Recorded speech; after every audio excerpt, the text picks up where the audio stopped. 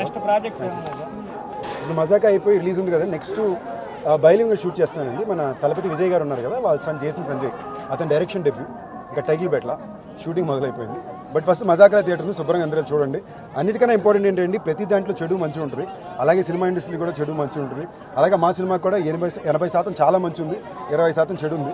ఆ చెడుని దాటి మంచిగా వెళ్ళాలంటే మీ సపోర్టు, దేవుడి సపోర్టు కావాలి. ఇక్కడికి వచ్చాం. థ్యాంక్ యూ వాళ్ళు. గత నా 15 ఏళ్ళ సినిమా ప్రయాణంలో ప్రతి సంవత్సరం ప్రతి సినిమాకి నాకు వెంకటేశ్వర స్వామి తోడున్నారు. ఈసారి నా 30వ సినిమాని వచ్చేసరికి నాకు దేవుడి దయ వలన నాకు ప్రసన్న గారు, త్రినాథ్ గారు, అనిల్ గారు, రాజా గారు అందరూ కలిసి సినిమా కుదిరారు.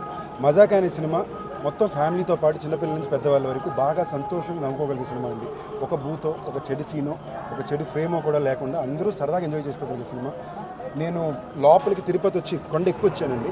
ఎక్కి కింద నుంచి పైకి వచ్చేదాకా, గుడి నుంచి బయటకు వచ్చే వరకు అట్లీస్ట్ 200 మంది సినిమా చూసిన వాళ్ళు కంగ్రాచులేషన్, సినిమా చాలా బాగుందని చెప్పారు. అదే స్వామి ఇచ్చిన అతిపెద్ద ఆశీస్సులు నేను నమ్ముతున్నాను. వెంకటేశ్వర స్వామి ఆశీస్సులు, మీ ప్రజల ఆశీస్సులు ఎప్పుడు తోడు ఉండాలి. మజాకా సినిమా తప్పకుండా థియేటర్కి చూడండి, మీ ఫ్యామిలీతో పాటు చూడండి. మీ అందరికీ బాగా నచ్చే సినిమా అవుతుందని నా గట్టి నమ్మకం.